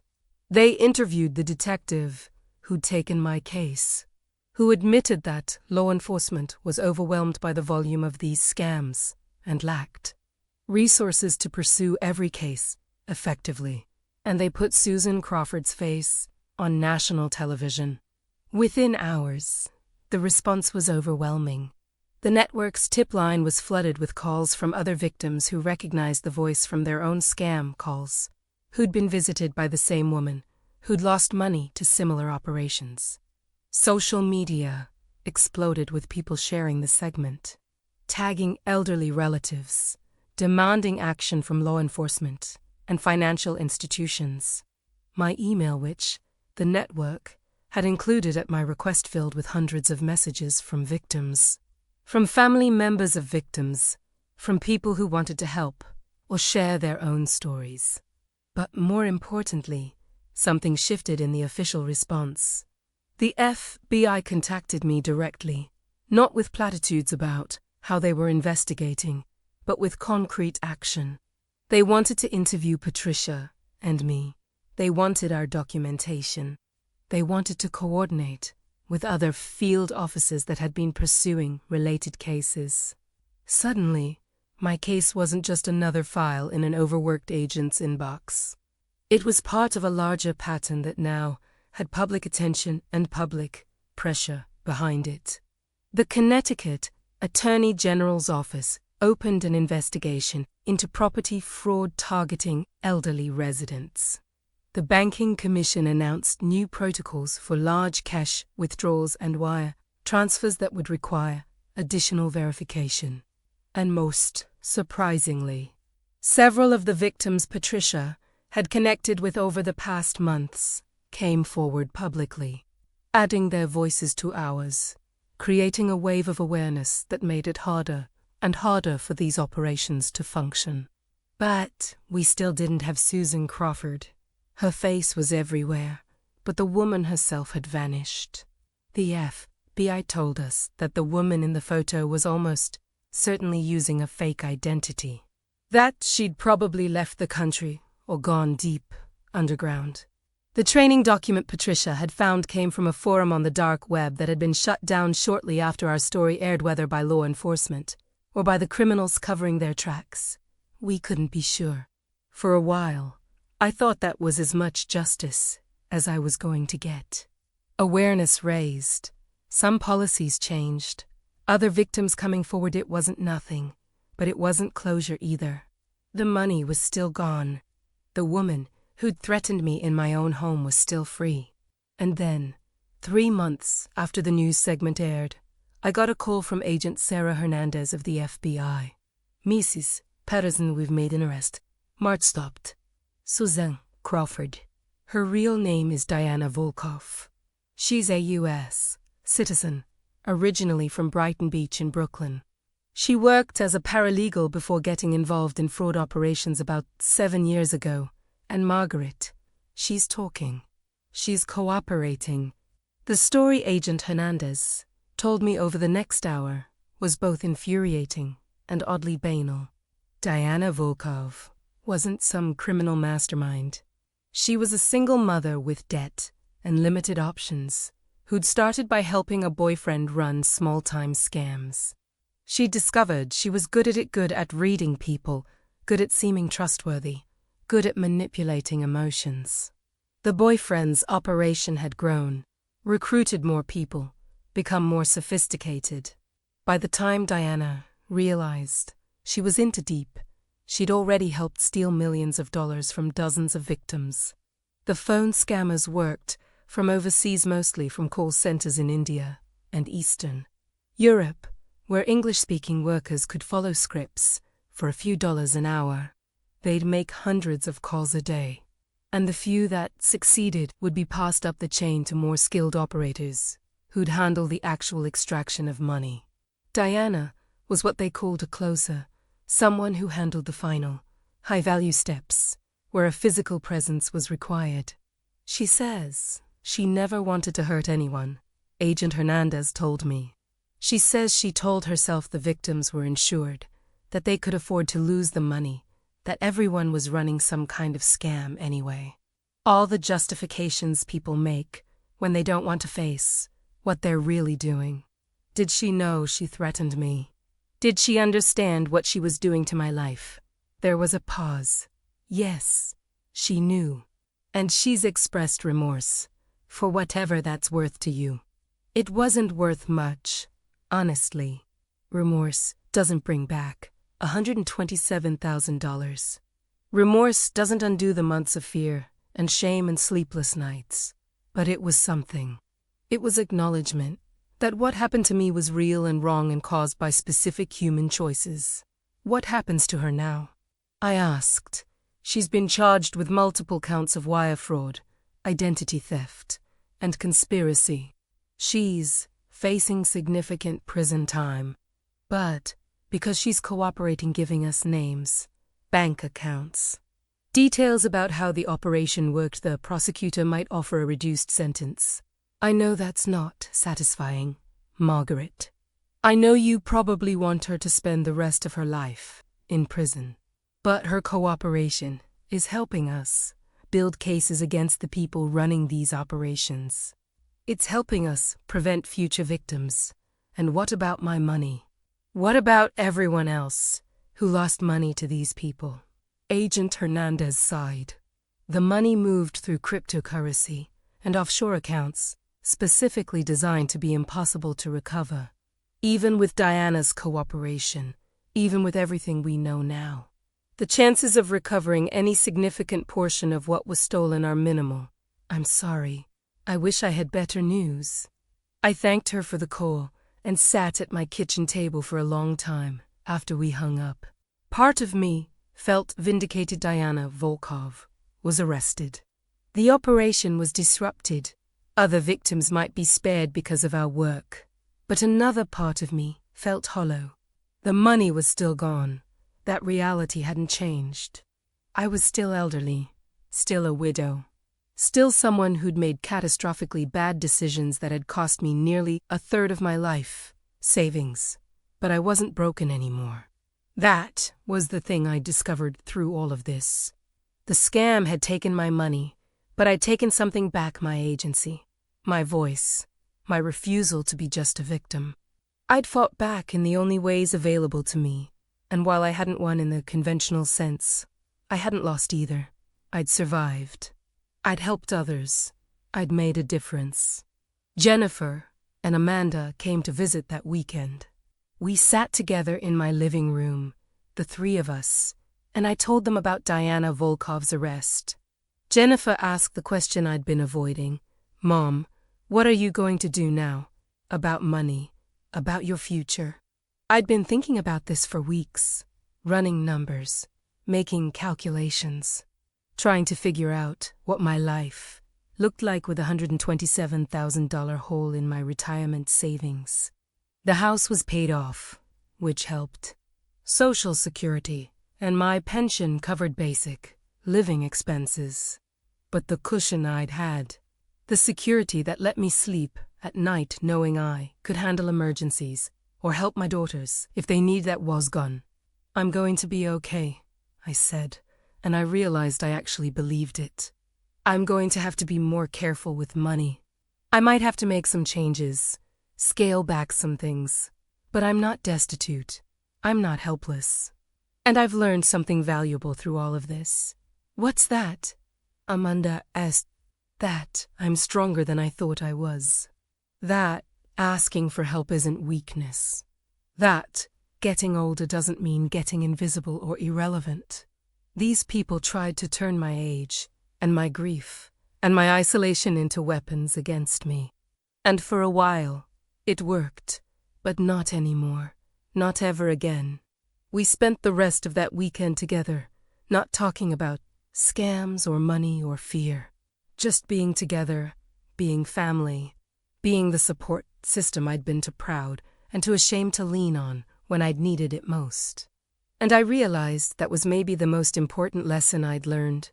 You can't fight battles alone. You need people. You need to be willing to admit vulnerability, to ask for help, to trust that the people who love you will show up when it matters. Patricia flew out again a month later. By then, the FBI investigation had expanded to include 37 different scam operations, with indictments pending against 16 individuals. Our news segment had spawned copycat stories in other markets, local victims coming forward, their own investigations, their own small victories. The Attorney General had created a task force specifically focused on elder fraud. Banks were implementing better screening procedures. It wasn't enough, it would never be enough, to stop every scam, but it was more than there had been before. We did good work. Patricia sighed, sitting at my kitchen table one last time before flying back to California. Real work that mattered. We didn't get the money back, I pointed out. No, we didn't. But we got justice, and we protected future victims. That has to count for something. It does. I agreed. But Patricia, can I ask you something? Why did you do this? You could have just accepted your loss and moved on. You could have focused on healing instead of spending months obsessively tracking criminals. What made you decide to fight back? She was quiet for a moment, staring into her coffee cup. Then she sighed, because if I didn't fight back, if I just accepted what happened and retreated into shame and silence, then they would have taken more than my money. They would have taken my sense of self, my belief that I have value, that I can make a difference, that I matter in this world. I refused to give them that. The money was already gone, but my dignity, my purpose, my ability to protect others, that was mine to keep or surrender. And I chose to keep it. I understood exactly what she meant, because that's what I'd chosen too.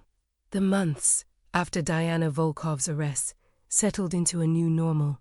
I adjusted to my reduced financial circumstances. I became more careful about every expense. Started shopping at different grocery stores. Sold Robert's old woodworking tools that had been gathering dust in the garage. I downsized my cable package and started using the library more for books and movies. These weren't catastrophic changes, just practical adjustments to a new reality. But I also refused to let fear control my life. I still answered my phone, though I was more skeptical now. I still conducted business online, though I verified everything multiple times. I still trusted people, though that trust was informed by experience and caution rather than naive assumption. And I started volunteering. The Connecticut Attorney General's office had set up a program to educate seniors about scams, and they needed volunteers who'd actually experienced fraud to speak at community centers and senior facilities. I became one of those speakers. Once a week, sometimes twice, I'd stand in front of groups of elderly people who looked exactly like me, who were vulnerable in exactly the same ways I'd been vulnerable, and I'd tell my story.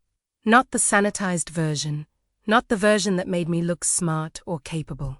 The real version. The version where I made stupid decisions and ignored obvious warning signs and let my fear and loneliness cloud my judgment.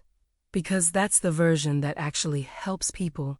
When I admitted my mistakes, when I showed them how easy it is to fall for these scams, even when you're intelligent and you can careful, they listened. They asked questions. They shared their own experiences and near misses. They learned.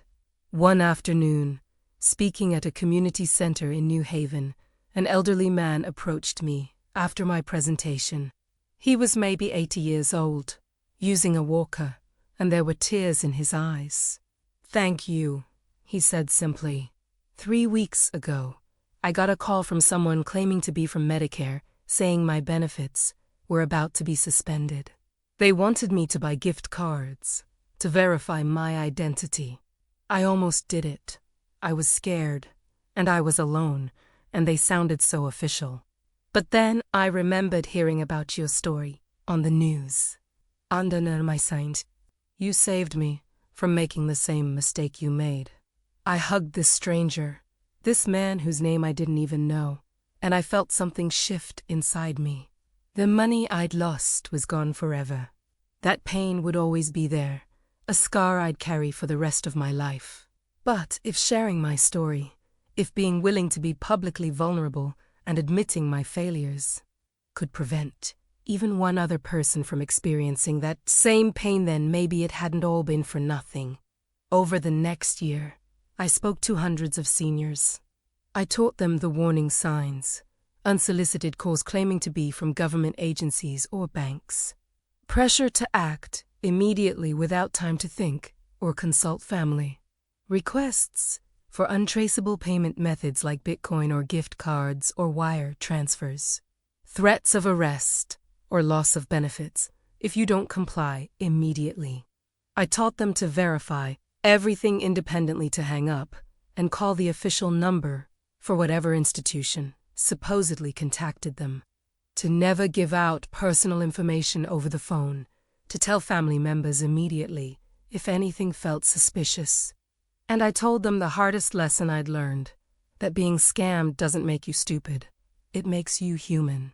These criminals are professionals who understand psychology and manipulation better than most therapists.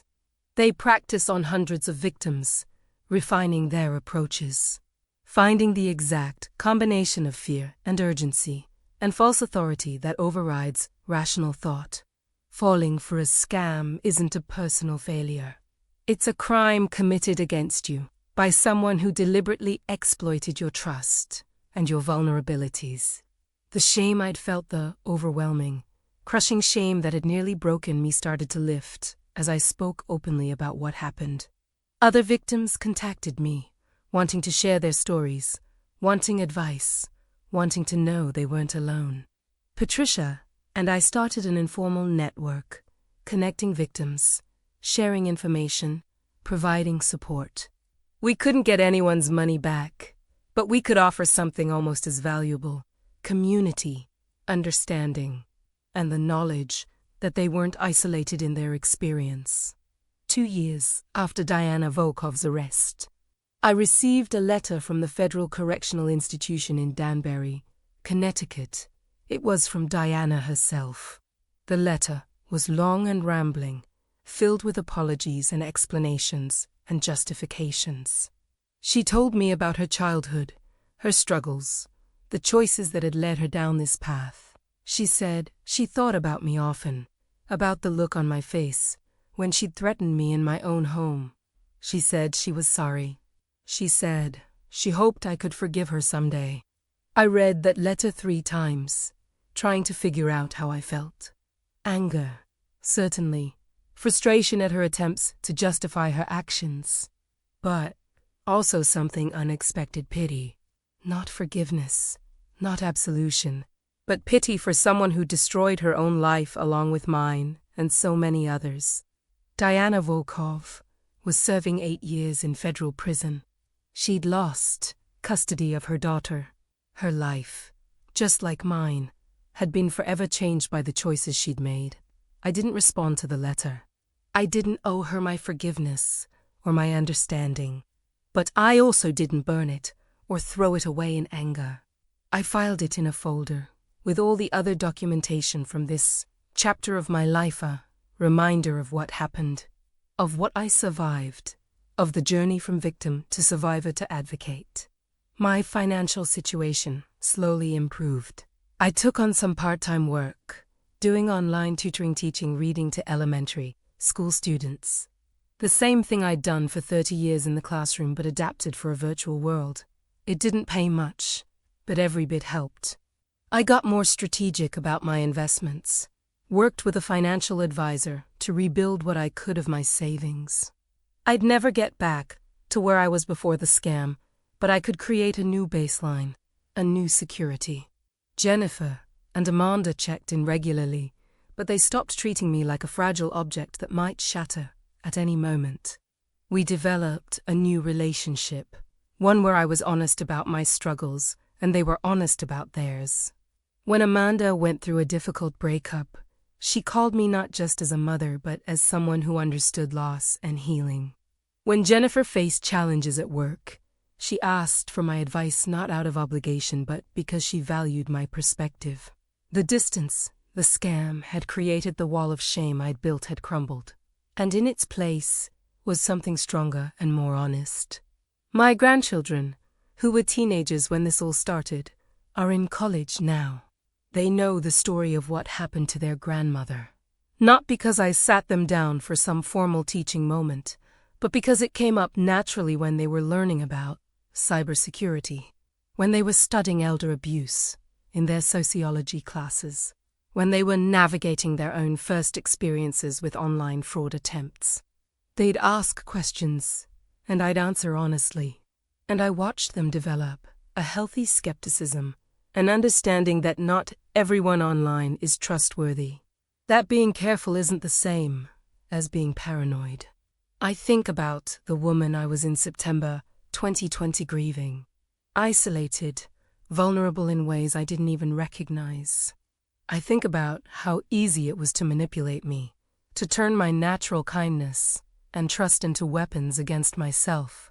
And I think about who I am now, still grieving Robert sometimes, still living alone, but no longer isolated, no longer vulnerable in the same way. Because I built support systems, I created connections. I learned to ask for help before things become crises. If you're watching this story, if you've made it this far, I need you to hear something important. What happened to me could happen to anyone. Age doesn't matter, they target people in their 20s and 30s too, just with different approaches. Intelligence doesn't matter, some of the victims Patricia connected me with had PhDs and successful careers. Caution doesn't matter if they catch you at the right moment, in the right emotional state, with the right combination of pressure and false authority. So here are the things I want you to remember, the lessons I learned the hard way. First, if someone contacts you claiming to be from a government agency, a bank, or any official institution, and they're asking for personal information or money, hang up. Just hang up. Then call the official number for that institution, the number from their website or your account statements, not the number the caller gave you, and verify independently. Real institutions will never pressure you to act immediately.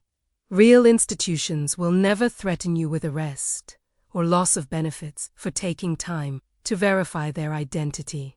Real institutions will never ask you to buy Bitcoin or gift cards or send wire transfers. Second, tell someone. Tell your family. Tell a friend, tell anyone who can help you think through whether what you're experiencing is legitimate. The scammers will tell you not to tell anyone. They'll say that talking to others will jeopardize the investigation or alert the criminals or cause problems. That's a red flag. If someone is telling you to keep their contact secret, they're almost certainly trying to scam you. Third, if you've already sent money, if you've already fallen for a scam, tell someone immediately anyway. Yes, you'll feel ashamed. Yes, people might judge you. But the longer you wait, the harder it is to recover anything and the more damage they can do. Time matters in these cases. And you'd be surprised how understanding people are when you're honest about what happened. Fourth, protect your personal information like it's cash in your wallet. Your social security number, your bank account numbers, your date of birth, these aren't just data points. They're keys that can unlock your entire financial life. Don't give them to anyone over the phone. Don't email them. Don't store them in easily accessible places on your computer or phone. Treat them as valuable as they actually are. And finally, and this is the hardest one, be kind to yourself if this happens to you. You're not stupid. You're not weak. You're not a bad person for trusting someone who turned out to be untrustworthy. You're a human being who was targeted by professionals who do this for a living. The shame belongs to them, not to you. And recovering from fraud isn't just about recovering money, it's about recovering your sense of self, your dignity, your ability to trust again. That's possible. I'm living proof that it's possible. I'm 76 years old now. I live alone in the same house I've lived in for over 40 years. I have less money than I did 5 years ago, but I have more purpose. I have more connection. I have the satisfaction of knowing that my story, embarrassing and painful as it is, has helped protect other people. The last count I heard, our news segment, and the subsequent awareness campaign has been credited with preventing an estimated 400 potential scams. 400 people who got suspicious calls, remembered stories like mine, and hung up instead of engaging. 400 families spared the pain and financial devastation we experienced. The money I lost is gone. I've accepted that. Some nights, I still lie awake, doing the math what I'd have now, if I still had that $127,000. How much easier certain things would be, what I could do for my daughters and grandchildren.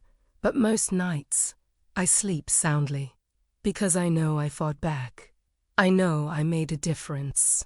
I know that when I was at my weakest, when these predators thought they'd broken me completely, I found strength I didn't know I had. They waited until I was weak to bring the papers. They thought that was their advantage. That was their plan. Wait until someone is grieving, isolated, confused, and then strike when they're too broken to fight back.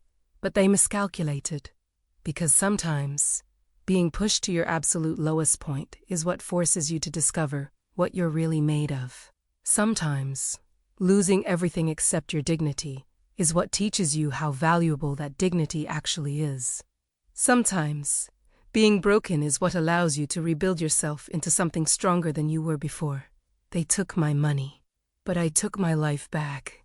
And in the end, that matters more than any dollar amount ever could. Before you go, I need you to do something for me. Hit that like button if this story resonated with you, if it taught you something, if it made you think about your own vulnerabilities or the vulnerabilities of people you love. Drop a comment below telling me if you've encountered scams like this, not because I want to wallow in shared pain, but because every comment, every shared story, every conversation we have about this topic makes it harder for these criminals to operate in the shadows. Subscribe to this channel because I'm going to keep telling stories like this. Keep raising awareness. Keep fighting back in the only way I know how, by refusing to let shame silence the truth. Share this video with someone who needs to see it. Your elderly parents, your grandparents, your neighbors, that friend who lives alone and might be vulnerable. You might save someone from experiencing what I went through. You might prevent a family from being torn apart by financial devastation and the shame that comes with it. And if you want to support this work directly, if you want to help fund the education programs and victim support networks that have grown out of stories like mine, there's a donation link in the description. Every dollar goes toward preventing future victims and supporting those who've already been harmed. Finally, I want to leave you with a question, and I really want you to think about it before you answer. When was the last time you had an honest conversation with someone you love about their financial security? Not a superficial "how are you doing," but a real conversation about whether they're being targeted, whether they need help, whether they know what warning signs to look for. Because the people who love you deserve that conversation, and the people you love deserve it too. My name is Margaret Patterson. I was scammed out of $127,000, and I'm not ashamed anymore.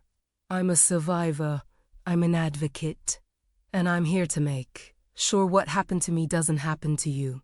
Thank you for listening to my story. Now go protect yourself and the people you love.